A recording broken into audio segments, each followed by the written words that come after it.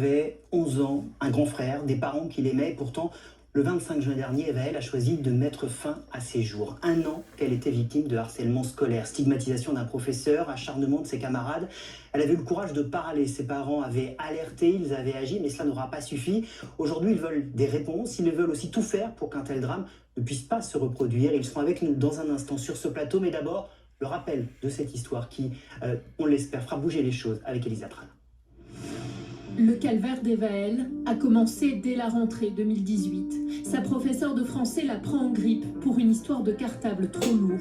Pendant plusieurs mois, elle l'humilie devant ses camarades de classe. Elle s'est fait maltraiter par cette professeure, à telle enseigne qu'il y a eu 2 conseils de vie pour parler du harcèlement d'Evaëlle, avec Evaëlle centrée dans la classe et tous les élèves qui devaient indiquer pourquoi est-ce qu'elle était harcelée et elle qui devait répliquer aux autres élèves. Les parents rencontrent alors la professeure en question et la direction de l'établissement. La situation semble s'apaiser. Pourtant, des élèves ont pris le relais. Evaëlle reçoit des insultes, des menaces. Là encore, les parents avertissent le collège, mais malgré les promesses du chef d'établissement, rien ne bouge. Jusqu'en février, où Evaëlle est agressée physiquement par des élèves. Les parents extrêmement diligents ont mis en place un suivi psychologique, ont changé leur fille d'établissement et sont allés porter plainte. Ils sont allés porter plainte contre la professeure et contre les élèves. Dans le nouveau collège, l'accueil est bon. Son entourage pense qu'elle va mieux. Pourtant, le 25 juin dernier, à l'âge de 11 ans, Evaëlle décide de mettre fin à ses jours dans sa chambre. Aujourd'hui, ses parents souhaitent voir les responsables du harcèlement sanctionnés. La brigade des mineurs s'est saisie du dossier. Tous les enfants qui stigmatisaient, qui harcelaient Evaëlle ont été entendus. Ils ont tous été placés en garde à vue et ils vont être réentendus par la juge d'instruction. La professeure de français a elle aussi été placée en garde à vue et attend désormais les suites de l'information judiciaire. Une instruction ouverte pour harcèlement et fait inédit, homicide involontaire. Et invité d'affaires suivante, Marie et Sébastien, bonjour. Vous êtes les parents d'Evaëlle. Merci d'être là. On va évidemment, avec vous, reprendre l'histoire d'Evaëlle, faire le point sur ce combat pour qu'une telle situation puisse se produire, parce qu'évidemment, elle choque tout le monde, elle impressionne tout le monde. Peut-être d'abord 6 mois après, est-ce que vous y voyez plus clair sur ce qui s'est passé? Alors, oui, plus clair, oui. Malheureusement, j'ai envie de dire. On a eu certains témoignages issus de l'enquête préliminaire où on apprend des choses qu'elle a vécues et dont on n'était pas au courant, qui ont été remontées par témoignage d'autres enfants. Donc ça, c'est difficile. Et puis je pense qu'on n'a pas tout lu. Et je ne sais pas si j'ai forcément envie de tout lire, parce que c'est difficile. Enfin, là, maintenant, c'est trop chaud pour aller dans les détails. Elle a eu la force de parler, elle vous a dit des choses, vous avez agi. Comment ça a commencé? Qu'est-ce qu'elle vous a raconté au début? Alors oui, elle nous a dit des choses, pas tout. Hein, elle a quand même gardé pas mal de choses pour elle au final, hein, en découvrant petit à petit les choses. Ça a commencé avec la professeure, voilà, de français, où elle nous expliquait qu'à chaque cours, elle lui demandait « mais où est ton PAI? Où est ton PAI? Pourquoi t'as pas de cahier ?» etc. Ça a commencé comme ça. Hein, donc ça a duré pendant 2 bons mois, 2-3 mois, ouais, 2 mois et demi à peu près. Ensuite, donc, on a rencontré cette prof pour essayer d'arranger le problème, à faire régler pour nous. Hein, on n'avait plus de retour d'Evaëlle. Après, ça a glissé sur les élèves qui ont commencé à la harceler. Voilà, donc ça a commencé avec la prof, et ensuite les élèves ont pris le relais. Voilà, tous les jours, ils voyaient Evaëlle, on va le dire comme ça, se faire pourrir par la prof. Donc à un moment donné, ils se disent « ah bah oui, ça peut être une cible facile si la prof c'est moi ». Oui, voilà, c'est moi qui me dit ça, mais bon, après, voilà, les élèves ont commencé, et donc elle nous a présenté une lettre. Voilà, que 3 camarades lui ont écrite pour lui expliquer pourquoi elle n'était plus son amie. Bon, voilà, je ne vais pas rentrer dans les détails du contenu de la lettre, mais c'était assez hallucinant quand même. Est-ce que vous êtes allé ensuite, après avoir rencontré la professeure de français, voir la hiérarchie du collège, comment ça s'est passé? Oui, alors en fait, on a rencontré la professeure de français en présence de la hiérarchie quand même. Hein. Le principal, la principale adjointe était présente. De conscience aussi, oui, au niveau de la hiérarchie. Prise de conscience, après ça c'est peut-être un grand mot, mais en tout cas ils étaient présents pour essayer de régler l'affaire. Voilà. On voit pas toujours le directeur d'établissement quand on rencontre le professeur. Non, mais là, comme ça a été... c'est-à-dire que les mots de harcèlement professeur-élève ont été prononcés lors d'une réunion dont le principal avait créé, je veux dire, par une autre maman d'élève. C'est pour ça que le principal s'est tout de suite mis dans l'affaire avec nous, concernant la professeure. C'est difficile, je pense, quand on est confronté à cette situation, de prendre conscience de l'ampleur des choses. Ah oui. À quel moment vous, le mot de harcèlement scolaire, l'ampleur des choses, vous la prenez en conscience? Au mois de décembre, quand après les événements avec la professeure, ça a enchaîné avec les élèves, il y a eu une première tentative de suicide d'Evel au mois de fin novembre, début décembre. Donc là, oui, j'ai posé les mots par écrit à la direction, à l'infirmière, à une autre professeure, en disant attention, je tire la sonnette d'alarme. Là, on est dans un cas de harcèlement physique, moral, par écrit. Il faut qu'on se mette tous ensemble, qu'on travaille tous ensemble pour sortir la tête de l'eau pour Evel. Comment vous allez, vous, à ce moment-là? Là, on n'est pas bien parce qu'on sort de l'histoire de la professeure où ça a été pas vraiment géré par l'école. C'est-à-dire que nous, vraiment, on nous a dit vous avez des mots très durs, vous pouvez pas dire ça. Donc on n'a pas été écoutés. Bon, ça s'est réglé bon an, mal an, on va dire. Et là, on se dit mince, maintenant les élèves, comment ça va être géré par tout ça?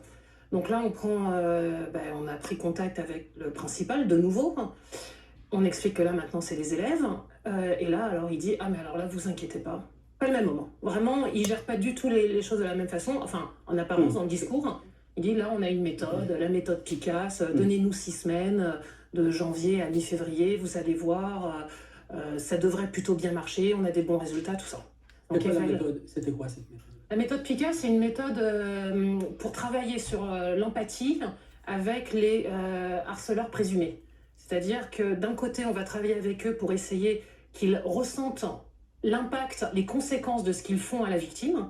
Et de l'autre côté, on va travailler avec la victime pour essayer de travailler sur son positionnement aux autres. Qu'elle soit capable de dire non ou de peut-être alerter un adulte, voilà, et de ne pas rester enfermée dans son harcèlement. Et ça n'a pas marché. Alors ça, c'est une boîte noire. C'est-à-dire que Evel, au mois de décembre, elle avait listé quand même 14 élèves qui l'embêtaient, avec plus ou moins d'impact. Normalement, il devait recevoir c'est ce que le principal m'avait dit, on recevra les 14 élèves, les 14 parents, et on travaillera avec eux, et votre fille. Voilà. Et alors là, on est rentré dans 6 semaines, dans une boîte noire, silence radio total. On ne pouvait pas demander de nouvelles, de où est-ce que ça en était, qu'est-ce qu'ils avaient fait, tout ça, rien du tout. Et au bout de 6 semaines, malheureusement, on est tombé sur 3 histoires, 2 agressions physiques avec témoins, dans le collège, juste devant le collège, et la 3e histoire avec la professeure de français qui revenait et qui avait mis Evel en face de toute la classe, et chaque élève devait poser une question à Evel, pourquoi elle se sentait exclue et harcelée par la classe. Okay. Et Evel vous en parlait de ça quand elle rencontrait? Alors, alors les agressions physiques, alors oui, la 2e agression physique, parce que là vraiment on commençait vraiment, tout est allé très très vite. Donc la première agression physique, elle nous en a parlé, mais a posteriori. La 2e, elle nous en a parlé le jour même. Et la prof, elle nous en a parlé à la 2e heure. Donc pas le vendredi, mais le mercredi qui a suivi. Là, elle voyait que vraiment on avait ouvert le dialogue et que puis c'était, je pense, beaucoup trop fort. C'était allé trop loin. Là, elle en parlait. C'est là que vous allez la changer d'établissement. Voilà, donc... Sauf que malheureusement, elle lui arrive avec un passé. Alors, tout à fait. Donc déjà, on a forcé le changement d'établissement, parce qu'au début, il ne le souhaitait pas. Il disait, mais vous vous rendez compte l'image que vous renvoyez à votre fille? Je dis, comment ça? Qu'elle n'est pas capable de gérer ses relations et que c'est à elle de changer. Alors, attendez, mais bon, là, j'étais quand même... Bon, mais voilà, mais on a tenu bon, on a dit non, elle change. Là, elle arrive dans un second établissement. Alors, effectivement, il doit être peut-être à 500 mètres d'écart. Donc, il y a des parents qui connaissent les parents de l'autre collège, donc ça parle.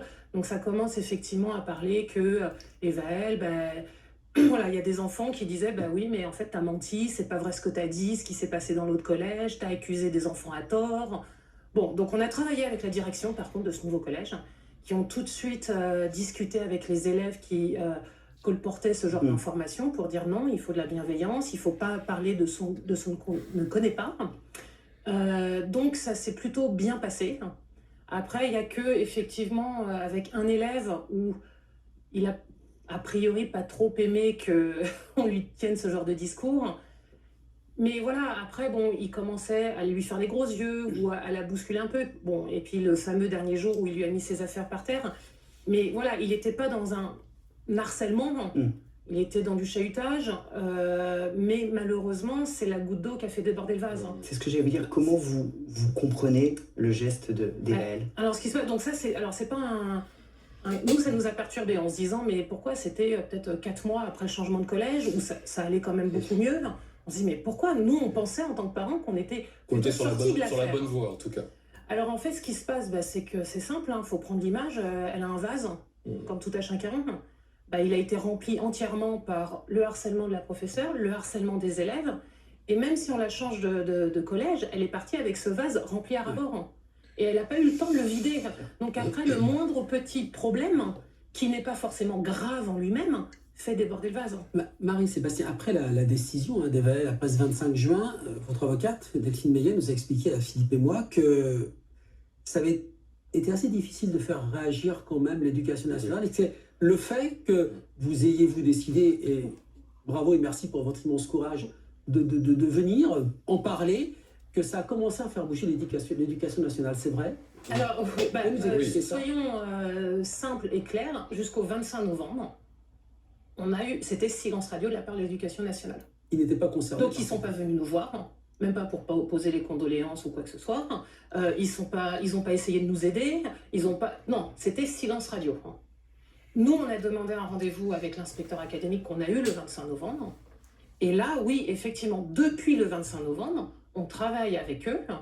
Déjà, on les a alertés en disant « Attention, vous ne faites rien de votre côté, mais côté justice, ça avance. » Et il ne peut pas y avoir un si grand écart entre ce qui se passe d'un côté dans le ministère de l'Éducation nationale et le ministère de la Justice. C'est pas possible, il va falloir raccrocher les wagons. Donc ça, ils ont pris les choses en main. Il y a eu des inspecteurs généraux délégués par le ministre qui sont venus faire une enquête sur les 3 établissements scolaires d'Evaël. Ils ont interrogé le maximum de personnes. Nous, on n'est pas destinataire de ce rapport. Donc ça, on ne saura pas quels sont exactement les détails de ce rapport. On essaiera d'avoir les grandes lignes. Oui, on espère avoir les judiciaires. Il pourrait être versé au dossier judiciaire. Oui, peut-être. Je ne sais pas s'ils l'autoriseront. C'est l'homicide involontaire. Donc ce rapport, il sera saisi par la justice. Forcément. Il peut. Là, je ne sais pas. On espère déjà avoir quand même les conclusions assez rapidement, parce que ça fait quand même maintenant 2 semaines, 3 semaines. Ils sont venus début décembre, oui, faire... Donc ce serait bien qu'on ait un retour. Un hommage a été acté par l'Éducation nationale. Ça aussi, on a demandé à ce qu'il y ait un hommage qui soit fait indépendamment du contexte, on va dire même de harcèlement et même de suicide. Il y a juste une élève qui a disparu. Ça impacte énormément de jeunes parce que soit ils la connaissaient, soit ils la connaissaient pas, mais ça rejoint à des questionnements. Donc ça, il faut, parce qu'il y a quand même une scission entre les parents d'élèves et les élèves du quartier et la direction du collège. Ça va faire 6 mois mercredi. Vous, aujourd'hui, votre objectif, c'est évidemment que plus jamais une petite fille ne puisse se retrouver dans une telle situation. Alors, oui, ça serait l'idéal, mais de toute façon, si déjà on arrive à diminuer ce cas-là, non, je dirais que le premier objectif, c'est d'arriver à faire en sorte que des élèves qui se sentent en situation de harcèlement puissent en parler, quel que soit le moyen, mais il faut qu'ils puissent en parler.